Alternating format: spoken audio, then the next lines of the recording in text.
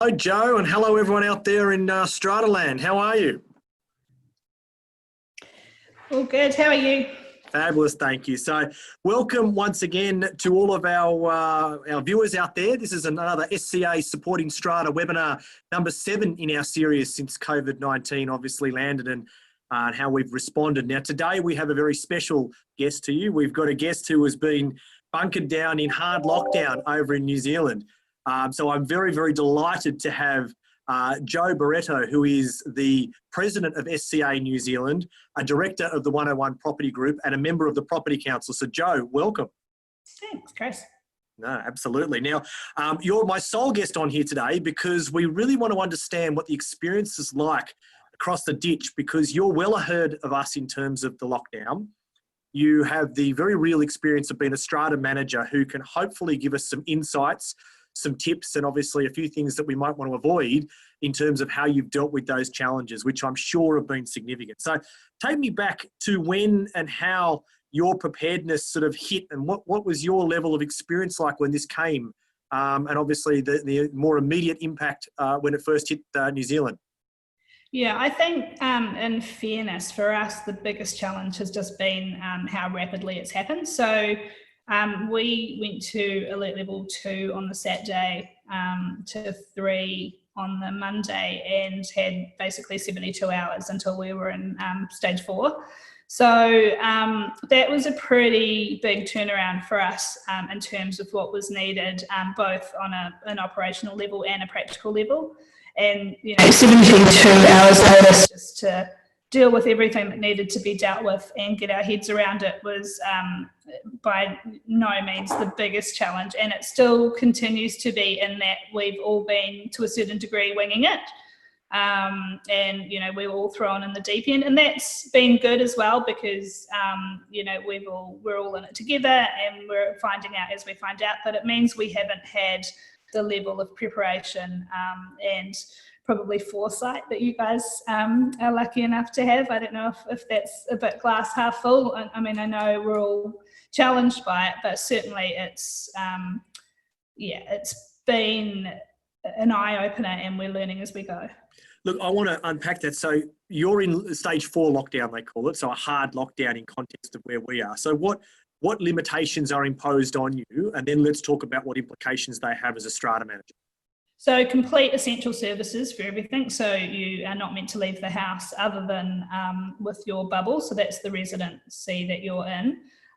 Whoever's contained in that, you are not to see anyone else. So everyone can work from home, essential services and other, but in terms of trading, it's only essential services. And you shopping is basically your supermarket, your pharmacy, and they've just started opening up a few more things like whiteware, computer sales and that sort of thing, mainly because of the lack of preparation that we had to get everyone up and running. And so, before you had your 72 hours notice, Joe, did you have any understanding of how quickly this would hit? Did it take the whole country by storm? And then what was the feeling on the ground in strata plans? Because you're the first port of call, obviously, for all those residents when it went down. Yeah, look, definitely, I think in hindsight, we probably all should have taken it a bit more seriously. I mean, New Zealand didn't even have a case until the end of February. And then when we did, it was, they were predominantly travellers coming into New Zealand. It seemed to be contained. I don't think anyone expected it to move quite so fast and understood the nature of what we were dealing with. From a business perspective, obviously that was, we've been quite lucky because we are mobile and a lot of the team do work from home, but you're dealing with that as well as the personal side of, getting parents set up and all the joys that go with that, plus you're trying to think about how it's going to implement your business and your clients. The resi component has obviously been a huge challenge and continues to be, and I'm sure we'll talk more about that. But one thing that I think fell through the cracks here was the commercial components. We deal with a lot of strip shops and like sausage blocks. So do you call them that? So obviously, I don't know if we call them sausage boxes as such, but I get what you're saying. Yeah. So where they're just the small scale retail or even large scale retail. and they've been completely shut down. So other security, obviously they're hugely vulnerable, and a lot of those tenants are expecting rent relief and therefore body corporate levy relief, which the owners are then passing on to us. So that's been a huge challenge that they were almost forgotten about. Waste management and security are essential services here, but you know, they've got their work cut out for them in other areas as well. So that's certainly something. A takeaway from us was just to look at your whole portfolio and everything that needs to be addressed. In terms of the resi, yeah, it's been huge, the impact.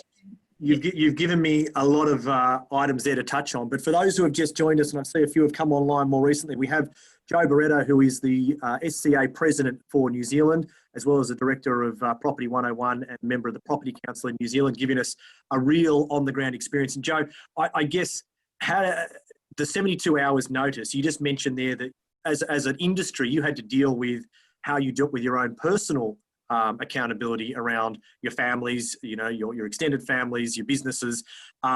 No one could have imagined the escalation that occurred so quickly to such a hard lockdown. That's what, 2 weeks in now, is that right?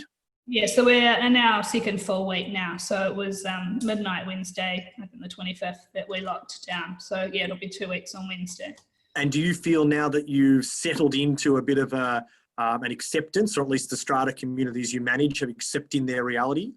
They are. I think that first week was a huge learning curve, and things that you don't even think about. And this week is a little bit more back to reality, but also dealing with the, I guess, the humanity side of it, where we've got a whole lot of people that are living in close confines 24/7.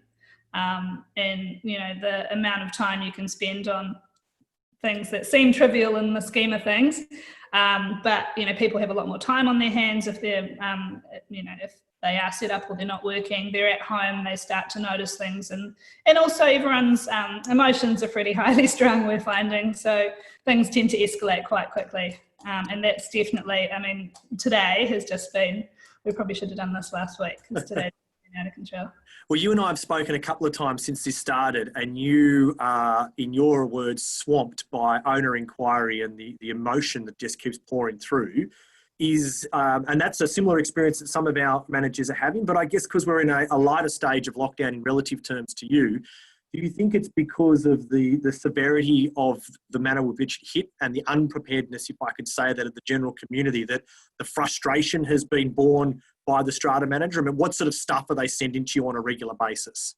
Yeah, look, that's exactly it. And I think it just is the inability to sort of be mobile and live your life the way you normally would. And the fact that, you know, we have a lot of sort of lock up and leave clients. And so where people were travellers, we'd only just gone into self-isolation for 14 days after travel the week before. So a lot of people hadn't been able to get out and get organised and do things anyway. They were already self-isolating. Which was a government requirement. So that really did add sort of fuel to the flame and somewhat, in that they couldn't prepare as much as they wanted to. But then, you know, all the usuals, and I'm sure you guys have had it, but, you know, couldn't get any sanitising stations, couldn't get the appropriate products for cleaners to use that had been recommended. So stock levels have been a huge issue. Computer shops just sold out of everything, so people couldn't get set up from home. So accessing the equipment and resources that you need has been a problem as well. And let's talk about essential services, because you mentioned before that you've settled now on that, but was there a challenge from the start, and did you have to work as an association or at a government level or at an individual level to get that level of understanding around how strata should be considered an essential service? And then tell us the story about cleaning. Yeah, so we still are. We're still, strata aren't specifically mentioned on there, but I guess we've had a bit of banter with the legal fraternity on our exec, and we see ourselves sitting under the property management banner that is on there, and facilities management. I mean, obviously we're not on site as much, but it's just being able to do what you need to do and operate without questions being asked. It's constantly evolving. I mean, there's a bit of debate here today, because some clothing shops have now been put on there as essential services, because apparently people need jumpers now that it's daylight savings. But we didn't have cleaners on there, so common area cleaning wasn't considered essential until, I think, was that Friday? I talked to you about that. So everyone was having to do their own, which is fine where you've got people cooperating and willing to do it, but there's so many touch points in a building and we couldn't get products. And of course, where you have cleaners, they're usually bringing all the equipment in and there's nowhere to store equipment. So, you know, people haven't had the products or the tools to do what's necessary to keep the building safe. So during that period, am I right that residents were forced to band together and actually, you know, do the cleaning themselves while cleaners weren't allowed on site? That's exactly right. So, and then of course you've got rubbish contractors who won't clean the rubbish if it hasn't been double bagged and it's not in the bins. So if that's not happening, you've got residents putting themselves at risk if they're even willing to do it. So yeah, that has been a real battle. But in fairness, you've also seen the amazing side of humanity where people have just, you know, taken a level each or taken a common area each. The other thing that you guys are very much ahead of the game on is, from my understanding, is your instruction in terms of non-essential common areas being closed. We haven't had a specific, and still don't have specific rules around that. Obviously, we've recommended as an association and as a company that things like pools and gyms be shut. But I mean, we had in that first weekend, we had the police at a complex because people were using the pools, and we have a lawyer that's an owner there, but we also have a GP that's an owner there so the GP's arguing that it's a mental health issue and they should be able to, and the lawyer's arguing that it should be closed for health and safety. So yeah, it's battles within battles, to be honest. Well, that's right. I think what you're saying there is that all strata communities are the same and they're all going to have the same level of challenge. For all our participants out there, remember you can put a Q&A down the bottom in the Q&A for Joe or myself to ask, and you can have a chat on the right and we'll see if we can get to them during the course of today. So you just mentioned that the government hadn't provided any firm insight into lockdown on common property. How have they been assisting you in terms of clear direction or a single process? And do you want to explain as well how New Zealand works in terms of whether you just take direction at one level federally or whether there's like a state-like system that we have? Yeah, so we just have one legislation for the whole country, and I didn't realise how lucky I was until I started working with you guys. So that is one thing that's amazingly beneficial for us. Obviously, we work nationally as well, so everything applies all over. There have been talks about the levels. Initially there was talks that they might step it up and do level 3 in some parts of the country and level 4 in others, and they're still talking now about maybe stepping it that way, so it's graduated. But regardless of that, the laws are the same. The government have been amazing, and I don't think anyone begrudges them how quickly they have turned this around and potentially the lives that they've saved. But it has meant that they're muddling. I mean, they've got their work cut out for them with government subsidies and everything else that's going on. So Strata's definitely down that list.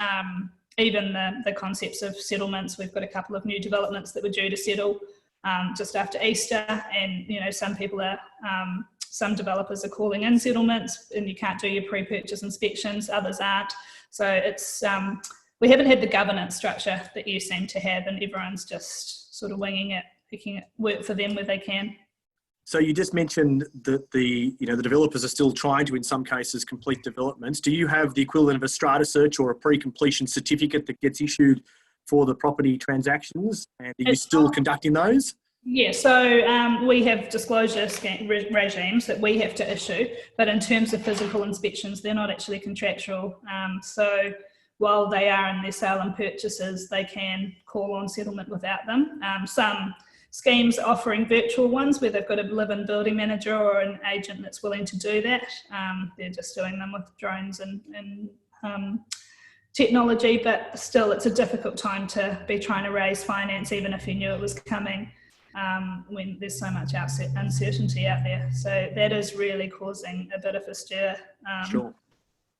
And how about a normal conventional plumbing issue, and how is that being addressed in the current climate? You smirk because I imagine it sounds more complicated than it needs to be. Well, look, it actually hasn't been too bad. We've been pretty lucky with contractors. A big issue we've had is pushback on people wanting to break their bubble or burst their bubble to a certain degree. So the strata schemes here seem to have seen it as each residence is a bubble, and then there's a wider bubble that is the property as a whole. And because so many essential services got cut out of that, they now don't want to let people back in. And that's been difficult where there's been issues in individual apartments or individual properties, and we've had to justify them getting access because obviously the buildings are locked down. So it's difficult to get them in there.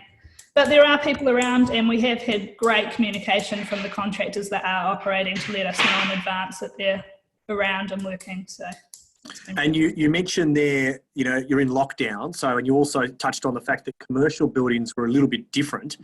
So if a commercial building is totally empty, and this is one of the questions that's come through our Q&A, are you having general meetings, for example, to officially lock those buildings out and having access via secure access only? It's been a bit of a mixed bag. A lot of the ones that we manage are retail, so there's no access control per se. We have upped security just on a committee level. We haven't really done anything on a general meeting level yet. We've been able to do it through the committee and the governance structure that we have with this chairperson entity, which is outside of the committee. So we've been quite lucky with that. And I mean, I'm sure you guys experienced it too. Electronic attendance at meetings isn't for everyone. And so there is a challenge with a bit of responsiveness at the moment. We're not necessarily getting the responses that we need over email or by trying to rally everyone together electronically. So that is something to sort of try and set up in advance if they're happy for smaller subgroups to deal with it if they've got the ability to, just so you can actually push things through. I know you manage a number of larger complexes, Jo. How have you gone with online meetings or Zoom meetings, and what sort of your experience been? What technology are you using? Yeah, we're using Zoom, but to be honest, we have deferred a couple of the larger AGMs that we had. I just find, and you may have had different experience, it's all quite new here. People definitely prefer in-person meetings, and I don't find there's the etiquette around it. So there's a lot of people talking over each other. You don't have, you can't feel the room, and where there's anything contentious, it's just not that practical to run it by Zoom. Also, our act is completely silent on it, so we still have to do all the paperwork and behind that in terms of proxies and postal voting. So we've deferred a lot of them. A few of the smaller ones we're doing just by mail, and we'll see how we go. The problem is there's no light at the end of the tunnel. So well, and that's the thing. So one of the questions that's come through on the chat is, have you been given an insight into when your level 4 restrictions minimum will be relaxed, and what's the total time that the New Zealand government is signalling? Because if you're starting to push back and defer meetings, do you have a view to when? So we were told 4 weeks by the government from the 25th of March, which took us to the end of April. Word on the street it will be at least 6. The medical fraternity seem to think it'll be longer. So it really is just anyone's guess at the moment. They think they sort of said the 6th or 7th of April, so today or tomorrow they'll have a bit more of an idea of whether we've peaked in terms of infections. But again, they're all coming out of the woodwork.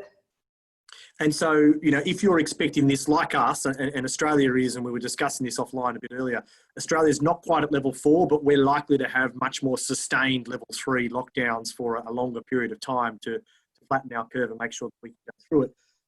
One of the issues that we're obviously grappling with is the trickiness around general compliance for strata plans. So whether it be annual fire safety statements or timeframes or access, or even pushing those meetings beyond their statutory dates. What's your experience been of compliance, and how has your government reacted in terms of their response to you potentially not complying in certain areas?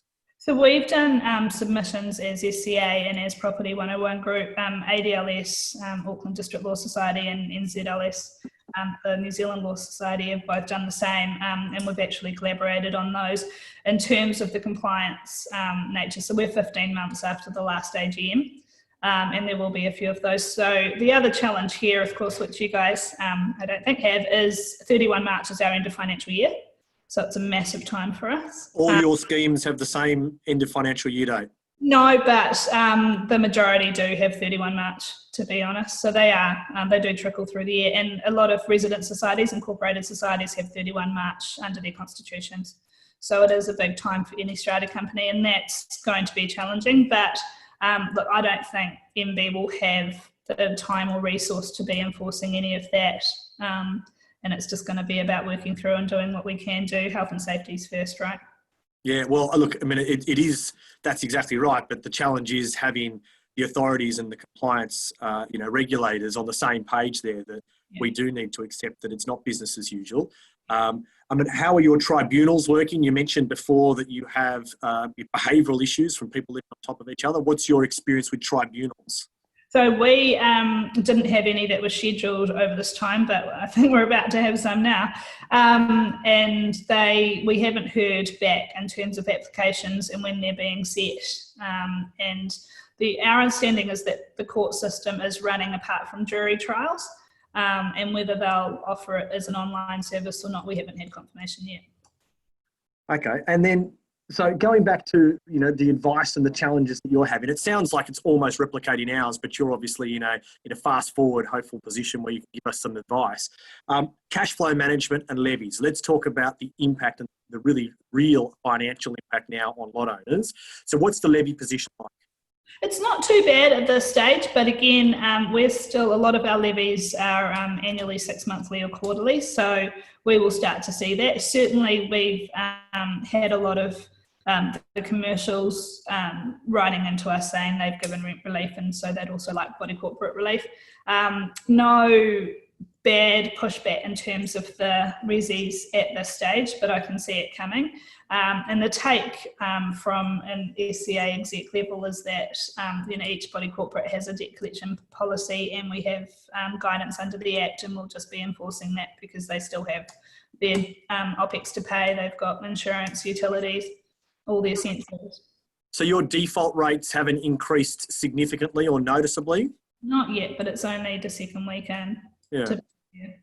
Oh, look, that's interesting, I think, for all of our viewers out there, because obviously the concern is that the crunch and the general sentiment in the economy is going to filter through logically into the strata space in terms of their approach to arrears. And I know a lot of our member businesses and a lot of the owners out there are concerned as to how we apply a sympathetic obviously attitude to making sure that we assist owners where we can, but a sort of a pragmatic approach to cash flow management. So how have you been working through cash flow with your owners' corporations?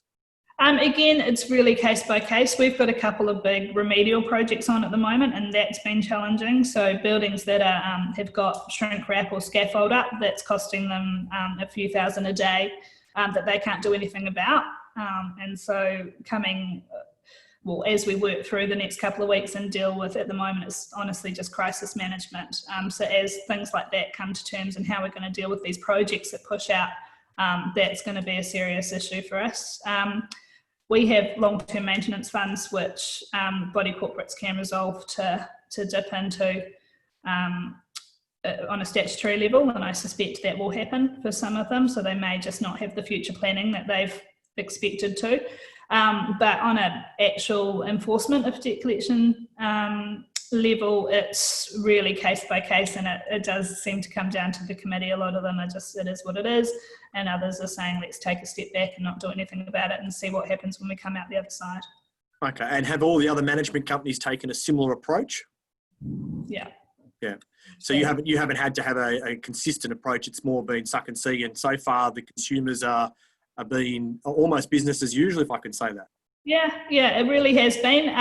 Look, I mean, I can't speak for everyone. We've got a board meeting tomorrow, and I'll find out more. But certainly we chatted about it probably Wednesday or Thursday last week, and everyone had the same approach. Yeah, that's interesting. And so one of the questions, was there a rent relief or a freeze on evictions in New Zealand, similar to what they've had in Australia? So freeze on rents for residential and rent relief options for commercial. Okay, so pretty parallel packages in terms of the government support for owners who were caught out during that period. Yeah, and really good wage subsidies to encourage the businesses to, to keep people employed and keep them paid. All right, a bit of a leading question for all of our strata managers out there. Has there been any downward pressure on revenue for you, either expectation from clients that strata managers should lower their fees, or more general sort of revenue impacts that you can forecast?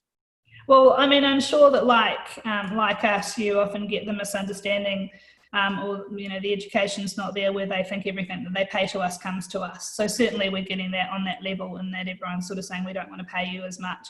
Why do you get paid when we're not getting paid? So there's a bit of banter, but it's just about educating owners and working through those. So, we're doing our best to make sure we go back to everyone systematically, because they are all quite individual queries, and then just dealing with it again through the committee on a case-by-case basis. Yeah, so just a sympathetic approach and just being sensible with how you deal with them. Yeah. Ask me in a couple of days. That's right. Well, I'm not saying you feel battered as yet, but you can sense obviously that this continues for a prolonged period, that it will start to take its toll. So that toll, how is that being impacted by your staff? You mentioned the workload. You mentioned, I think, a lot of people channeling things via email. Am I right? Because they've got time on their hands. How are you dealing with that? Very much so. Well, we look, it's been challenging, I won't lie, and it's just everyone having to work from home and deal with kids. We've also got that a lot of the schools have set up online, so there's homeschooling that's happening. Obviously, there's a lot of day drinking because we're all a bit stressed. So it's just about the balance and getting everyone to be able to cope with what they need to do. And I think that is starting to take its toll, because everything just becomes so urgent, even when it's not. But it's just that heightened response and that, sort of inability to maybe manage everything that's going on at once. Yeah. I want to go back to an issue that we touched on before. So we've got a particular issue that's emerging around the challenge of accessing apartments for fire certification. And then obviously we've got consequential lodgements that are required to council, and there's timeframes and there's fines if you don't do it in time. What's your experience like in terms of access into isolating apartments, and are residents denying that access? We haven't had any denied. We, when we were under level 3, well 2 and 3, but we had the mandatory self-isolation for travellers, that was an issue, and that we, because not everyone was in the same boat, we had a lot of people that, even just wanting to go and meet someone at the door when they should have been self-isolating was an issue, or how do they get in, and who's going to be the one that potentially, manages that. But it hasn't been too bad. In terms of emergency services, we have a lot of that set up, and that there's key passes and every building has to have access, and so that's been pretty good. But the individual apartments certainly is proving challenging. Yeah, and that sounds like a similar issue. So now the infrastructure, I know we've spoken before about the impact it had, particularly the early days of lockdown. So just the sheer stress of the system, talk us through your experience there and the impact it had on your buildings. We were actually really surprised. So we didn't think we were third world, but it turns out that everybody suddenly working remotely put a lot of pressure on infrastructure. So certainly, we're pretty much in the burbs, but we've had issues with phone lines, issues with internet. On Saturday, we had a 3-hour power cut here, which didn't do anything for my anxiety about the apocalypse, but it really has been challenging. And Vodafone went down here for 24 hours the day after lockdown, and so a lot of people had their internet and phones on there, and it's just, I think the change has really put pressure on the systems. And obviously there's buildings that just aren't set up to not have power or internet or everything they need to run phones and lifts and access control. So that has been challenging, and that's something, certainly surge protection and stuff like that, I would recommend to anyone to make sure that they've got ready to roll so that they can access what they need to from an operating perspective. So that's, I was going to ask you about your preventative regime that you'd recommend, being where you are now. What would be a checklist of things that you could tell, particularly our strata manager and owner viewers out there, that they should be doing now ahead of a potential longer lockdown? Look, I think technology is amazing, but it's only good when it's working, and you really do need to have a backup plan, because everyone does expect you to be available and have everything you need at your fingertips at any stage. So yeah, for some reason, and I don't have my head around it, but power surges do seem to be a big thing. So it's protecting your equipment. We had 30 houses where every appliance was fried last week in one area just from power surges. So, and that's why they've brought companies like Noel Leeming back online, so that you can buy whiteware and appliances, computers, computer equipment. So in terms of prepping for yourself, it sounds, you think you've got everything you need, but you really you can't have enough. So I'm not saying to panic buy. You know, supermarkets are open, but it's things that you don't think you need because you've had the services. So just tacky examples, just haircuts or finding out what your real hair color is. But you know, you need to be able to operate and to have everything at your fingertips. So that's charges, that's documents, making sure that you've got everything in your phone that you need to have if your computer system's not available and you need to contact chair people and execs. So just don't take anything for granted is probably my advice. Yeah, general organisation. So what do your team, your Strata team in particular, how has their job changed in the past couple of weeks in terms of their role every day? Well, we're pretty lucky because the team are very mobile, but obviously the ones that are more office-based, and a lot of their role was office-based, so meetings or, you know, manning the front desk and things like that, that's really changed dramatically. But there's not to the point where we can't justify their job or keep them busy with other things. I think the communication, having all hands on deck to make sure you were prepped and organised at the beginning was something we were really lucky to have, and you can't take that for granted either. So one thing I think I said to you, Chris, that a big takeaway for me, should this ever happen again, is to push information out via our website so people can come and get it when they want it, and it's there rather than trying to email everyone. So we did do generic updates to our clients, but we also did customised ones for each scheme, which were good, but it was hugely time consuming and it required a lot of resource front loaded when we were still going through everything we needed to. And it just prompted a lot of people to get emails from us and email us about the colour of their letterboxes, or because, you know, the name popped up rather than us, the desired effect. And it was evolving so quickly. So we didn't have the opportunity to keep it as up to date as we would have liked to. Yeah, so a push channel so they can access the information on their terms rather than a more labour intensive, you know, tailored comms strategy. Yeah, definitely. I mean, they all, they were coming to us if they had questions, and if we could have pointed them to a website instead of an email that was potentially out of date, that would have made a huge difference for us. Yeah, and we touched on it at the start, but in terms of relevance or government bringing up to date their information around Strata, is there any authoritative online references or documents or best practice that the government's producing? Not that the government's producing. I mean, they have done just an update over the weekend, but it's basically 5 lines that just says to, you know, double bag your rubbish. It's very basic, and it seems to be based on things that we'd prepared before. So we're very much having to lead the charge there on an SCA level. And talk me about SCA's role there. I mean, you, as anyone, and I imagine SCA and all the other businesses were caught out by that really tight time frame between advice and lockdown. How have you responded, and how have you, and I know this from a personal perspective, how have you managed to spread your time between your own business priority and that of the members, and how have you sort of balanced that? Yeah, look, it's a struggle, but it's about prioritising. And one thing we've had is just an out of office on, so everyone knows that anything that's urgent is being dealt with first. Everyone's getting that straight away, because there are things coming through, as I say, just because people have got time on their hands, or people, the odd person that seems oblivious to the lockdown. So it's about making sure that we as a team have clear prioritisations for what we need to deal with. The other thing that's been really helpful is just to have a list on hand and keep updating it to link people to the right pages. So, you know, like anything, conversations can evolve, or we get queries that aren't necessarily for us. So to be able to point them to the right authority and website to get that information. And that's been things like the Real Estate Institute, the law societies, but even lower level, you know, I guess personal things like Airbnb. When people are asking us if they can still Airbnb their apartments, we can use short stay accommodation for essential services, but of course some buildings aren't wanting that. So it's been a battle, but they need to, where they can help themselves, we're pointing them in the direction.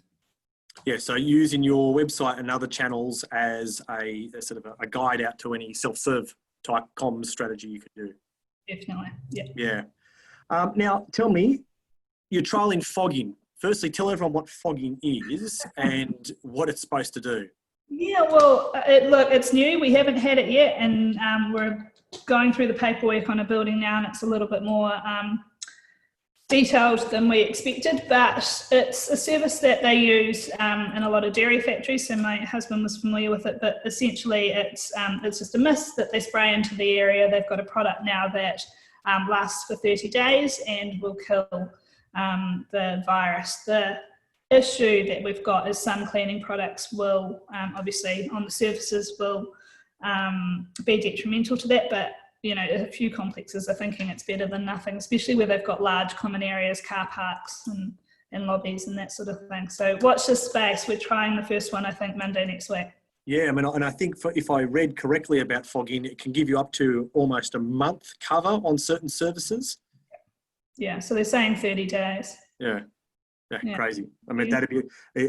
I'll give some feedback back to our members and all our viewers about how that goes. So we'll touch base. There's a bit of a technical question around Zoom, and it's the risks associated from a potential security perspective, and whether you have any advice on that. I don't know whether you may have that advice, and if you do, please share it. But Tracy, it's probably a question that we ought to get one of our lawyer members to answer, because I know there is a lot of chatter at the moment, particularly with the prevalence of Zoom obviously absorbing our lives on an unforeseen level. So we might get that, unless you've got something more technical or legal to offer there, Joe. No, but I'd definitely be interested to hear what you have to say. It's come up prior to this on some bigger remediation projects we've got where, you know, people obviously aren't using their cameras and we're not 100% sure who's zooming in, and where we've got litigation going on. So yeah, really interested to see how that develops. I mean, one suggestion is you simply just add a password and make sure that you can give that out to all of your attendees in your meeting notice. That's a way to keep at least some level of privacy, but I think the concerns are as well around encryption and other data security, and obviously that's a thing that's been played out more generally in the market now. Yeah, for sure. And now look, I'm just watching other questions as they come through. Tracy's got her question there. We've had a couple about Airbnb that have been coming through, and the Airbnb comments are more so just around not so much that they've been made illegal, but more so the practice of being able to rent out an Airbnb when you've been told to shelter in place and not leave your premises except for essential activity makes it, a rather moot sort of question around whether people will be moving between premises. I assume you're having the same issues over there in New Zealand? Very much so, and it's been really mixed messages. So, there was some comms from the government saying if you don't need movers and you can do it by yourself, then potentially if you really must, you could. But of course, an apartment situation is very different to that, where you're having to access common spaces and, potentially putting people at risk. So that has been, that first weekend, I think was probably, that was our biggest issue, with people moving, settlements happening, rentals and short stay. Well, that's right. I mean, with little notice, obviously people need to continue with their normal lives, and catching them short like that obviously had consequences.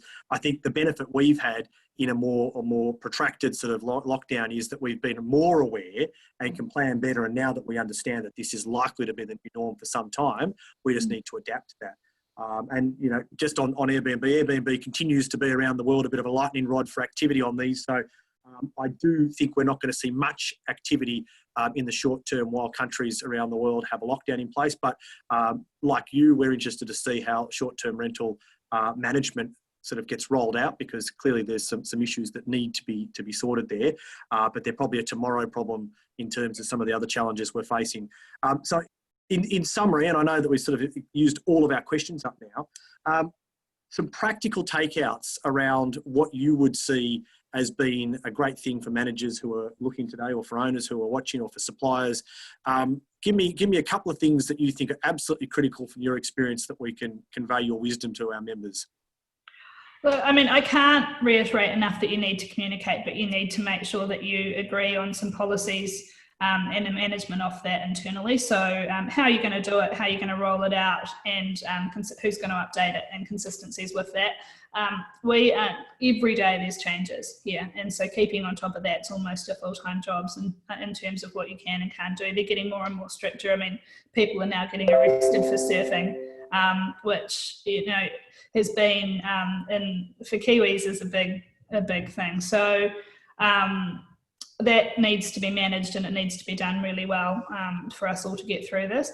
The second one, I think, is just the battle that you guys, I'm sure, are already having, much like us, is enforcement versus mental health, and we're just getting so many comments about that the things that we're telling people they can and can't do are affecting their mental health, and it means, especially in apartments where they don't necessarily have the biggest or any balconies, and they need that outdoor space, and we're saying we're closing it. So we're getting a lot of pushback from that, and as always, we're the messenger and the middleman, so we are getting a lot of that. But there is starting to be a wave of this mental health issue that's coming in through what we're doing. So be prepared for that for sure. Yeah, look, I think that's some good advice, and obviously from an Australian context and particularly New South Wales, our expectation is a minimum of 3 months, and then a more likely longer term, restricted access type lockdown type arrangement. So the consequence of managing mental health is critical, and strata managers, we've been advocating, will play an important role there to make sure that their communities have access to the appropriate channels or resources or assistance that they need. And I'm glad that you're replicating the same sort of community mindedness, because I think strata will be our opportunity to be the solution here, in particular the strata management sector. And so whilst it's a significant challenge, I think we're prepared to do so and hopefully elevate ourselves throughout this to a really trusted professional advisor. Yeah, no, definitely. And I think, it is all about raising the bar and just being there. And, the role has changed somewhat, but we've always adapted and we've always had to. So now it's just something new and we need to evolve with that. Well, Jo, thank you very much. I understand it is night time. We've seen the sun go down behind you while we've been speaking. So on behalf of SCA New South Wales, I appreciate your professional time as the president of SCA New Zealand, but also your personal time. I know that it's been a significant amount of work for you, particularly based on that very short notice lockdown. We thank you for sharing your insights. For our members out there watching, as I've mentioned to you previously, we're going to go through and put some of these questions in an FAQ searchable register. And I know our SCA team's in the background nodding furiously, knowing that I'm just giving them more work to do, but we're trying to put this together into a library of reference tools so that you can go and search them. And we do hope to have them available very soon.